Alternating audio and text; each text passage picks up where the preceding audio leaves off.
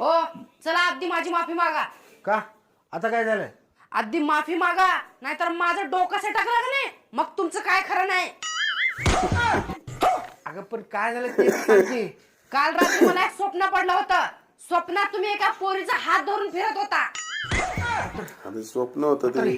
तेव्हा मी तुम्हाला रंगे हात पकडली आणि विचारली ही पोरगी कोण आहे. तेव्हा तुम्हीच मला उलट धमकी दिला.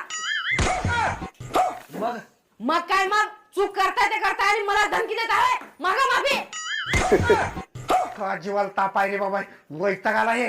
माफी मागता का घालू बेलना डोसक्यात. माफ कर बाई, आणि असले डेंजर स्वप्न बघू नको पुन्हा. माफ कर मला. परत जर स्वप्नात तुमच्या आजूबाजूला बी कुठली पोरगी दिसली